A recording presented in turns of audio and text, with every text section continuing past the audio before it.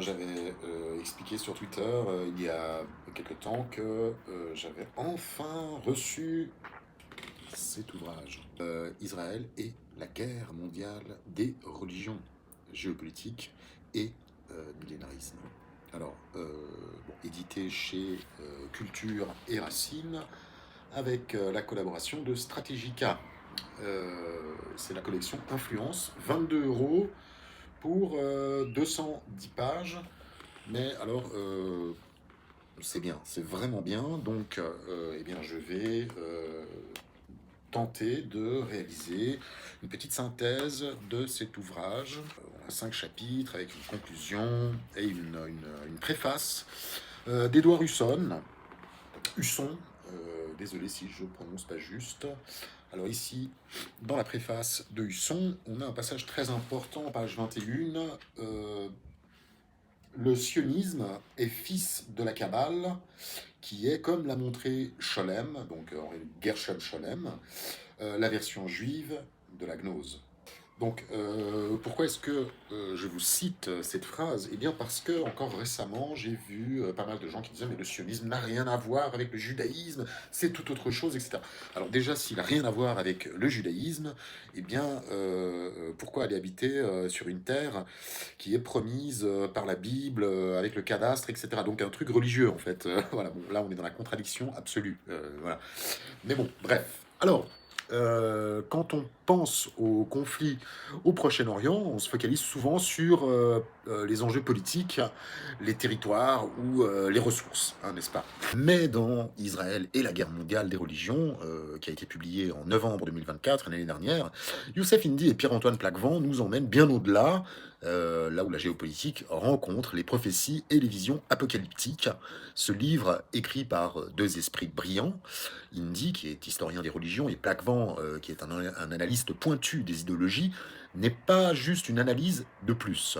Je tiens à le dire, hein, c'est une plongée dans les courants profonds, mystiques, qui pourraient guider les décisions d'Israël et les tensions mondiales. Euh, donc c'est franchement, c'est le genre de lecture qui vous pousse à voir le monde autrement. Ça, c'est une chose que je souligne. Le cœur du livre, c'est l'idée que la guerre actuelle, un chaos mondial éclaté, ne s'explique pas seulement par des stratégies ou des intérêts économiques, mais il y a aussi une dimension eh bien, religieuse, messianique. Et donc le livre, ce travail se penche sur le sionisme, qui d'un projet nationaliste pour un État juif est devenu une entreprise radicale qui est portée par une ferveur millénariste. Alors, euh, certains courants sionistes disent qu'ils visent des objectifs qui donnent le vertige, hein, reconstruire le troisième temple de Jérusalem, reprendre les sacrifices rituels, hein, on va jusque-là, hein, et puis bâtir un grand Israël à travers des conflits majeurs. Tout ça, ça s'inscrit dans une vision eschatologique, une croyance en une fin des temps où un ordre nouveau naîtrait après des bouleversements immenses. Donc ici, Gog et Magog prennent tout leur sens, hein, Gog et Magog. C'est un concept clé, hein, que le livre explore et qui éclaire leur thèse.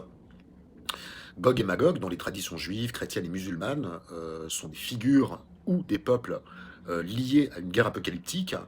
On parle d'un affrontement ultime qui annonce la fin du monde ou l'arrivée d'un sauveur.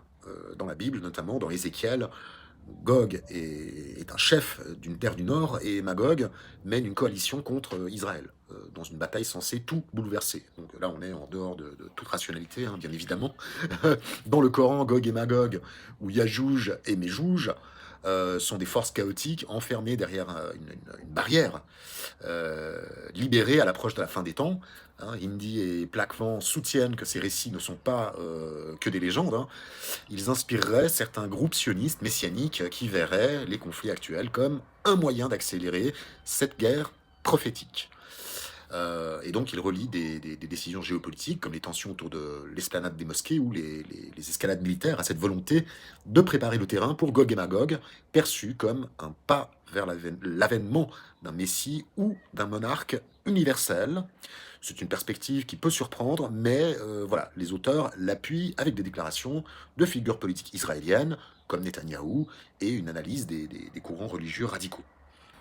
Alors, ce qui rend le livre captivant, eh bien, c'est la manière dont il tisse ses idées religieuses avec des événements bien réels, comme l'opération Déluge d'Al-Aqsa, réalisée par le Hamas en octobre 2023, hein, ce qui a mis le feu aux poudres dans toute la région, si je puis dire. Hindi et Plaquevent ne se contentent pas de parler du présent, ils remontent le fil de l'histoire, ils explorent la manière dont le sionisme a évolué, comment des prophéties anciennes se retrouvent dans des stratégies modernes présentes.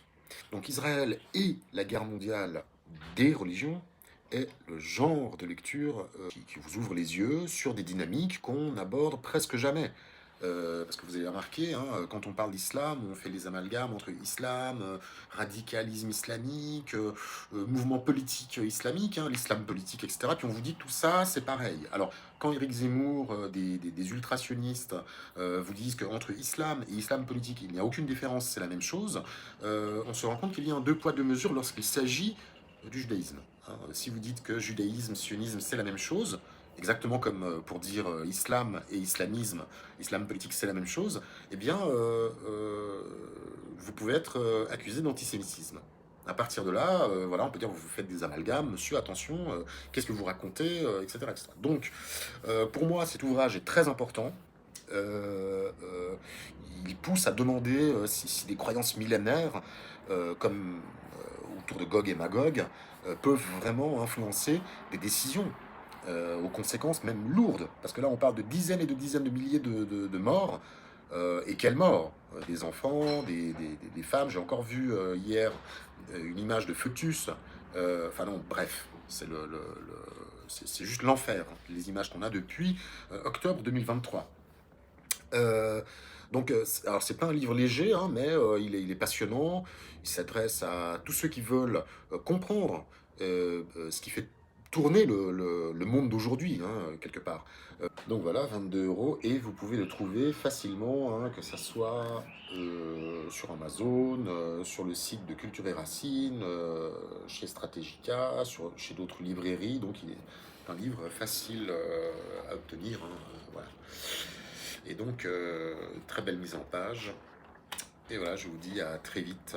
Et pour ceux qui le liront, je vous dis bonne lecture.